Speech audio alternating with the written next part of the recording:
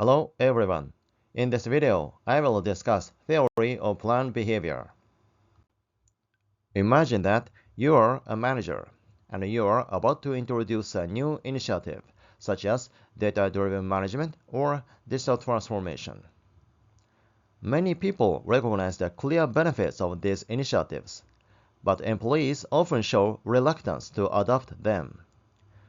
What factors influence employees' decisions to accept or resist such changes?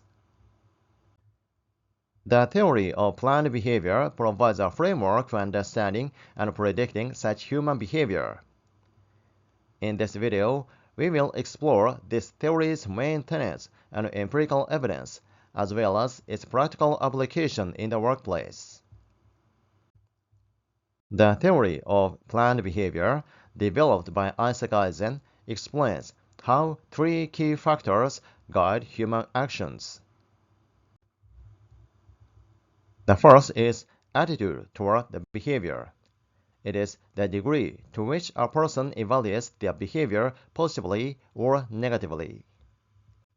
The second is subjective norms. It is the perceived social pressure to perform or not perform the behavior. The third is perceived behavioral control. It is the individual's belief in their ability to perform the behavior. Together, these factors shape behavioral intention, which influences actual behavior. Perceived behavioral control is different from self-efficacy in that perceived behavioral control is affected by external factors rather than focusing on overcoming obstacles. Imagine a case where your company introduced a remote work policy. Initially, managers and some employees resisted, fearing reduced collaboration. However, as positive attitudes grew and social norms shifted, adoption rates increased significantly. Let's explore this case from three key factors. Attitude. Employees who see remote work as increasing productivity will be more likely to embrace it. Subjective norms. If colleagues and managers support remote work, individuals are more likely to follow suit. Perceived behavioral control. Employees who feel they have the right tools and skills to work remotely are more likely to do so successfully. Initially, the theory of planned behavior proposed three key predictors of intention: attitudes, subjective norms, and perceived behavioral control. However, Ajzen acknowledged that additional variables can sometimes enhance predictive accuracy in specific contexts. They are self-identity and anticipated emotions. Self-identity refers to the extent to which an individual perceives himself or herself as a specific type of person who takes a particular action. People who perceive themselves as innovators are more likely to embrace new technologies and creative problem-solving approaches in the workplace, even if social norms discourage innovation. Anticipated emotions refers to the positive or negative emotions an individual expects to experience by taking or avoiding a certain action. For example, an employee might expect to feel accomplished by completing a challenging task. Alternatively, they might fear that they will feel frustrated or disappointed if they fail at that task. These emotionally involved expectations can be motivational factors in workplace. Like other theories, theory of planned behavior also has specific assumptions and circumstances under which it works most effectively. The first is intention motivates behavior. The theory assumes that people make rational decisions based on their intentions. However, in pressing situations, behavior may be motivated by impulses rather than planned intentions. The second is perceived control of behavior matches actual control. The theory assumes that individuals accurately assess their ability to act. However, in reality, individuals do not always accurately assess how much control they have over their behavior. The third is the influence of social norms varies. Some workplace behaviors are influenced by social norms such as ethical behavior, while other behaviors are influenced by individual attitudes such as personal career choices.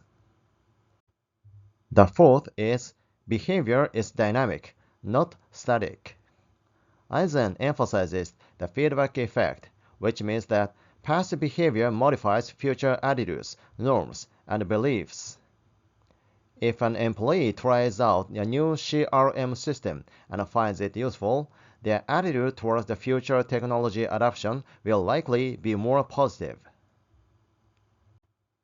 The fifth one is the gap between intention and action. Even if there's a strong intention, there's a possibility that an individual will not take action due to unforeseen obstacles. For example, some people want to change jobs but cannot due to family affairs. We should recognize that intention does not necessarily guarantee action. The theory of planned behavior has been extensively tested and applied across various fields. Here, I will highlight some empirical studies that validate this theory. Conover and Manganelli used a two-wave survey to examine employees' intentions and actual behaviors related to switching off lights and electronic devices. They found that cognitive attitudes, subjective norms, and perceived behavioral control strongly predict intention, while habit also plays a crucial role. La Barbera and Ajzen examined how perceived behavioral control moderates the influence of attitude and subjective norms on behavioral intentions. Using data of voting, waste reduction, and energy conservation, they found that attitude becomes a stronger predictor of intention when perceived behavioral control is high. In contrast, subjective norms play a greater role when perceived behavioral control is low. Research on intentions for European Union integration found that perceived behavioral control was the strongest predictor of voting intentions, particularly among younger voters. For older participants, attitude toward EU integration also played a significant role, largely influenced by beliefs about losing national identity. Understanding the theory of planned behavior can help business leaders to promote behavioral change. The three key points are as follows. The first is to influence employee attitudes. For example, highlight the benefits of new initiatives and address concerns. You can also change perceptions by sharing success stories and providing support.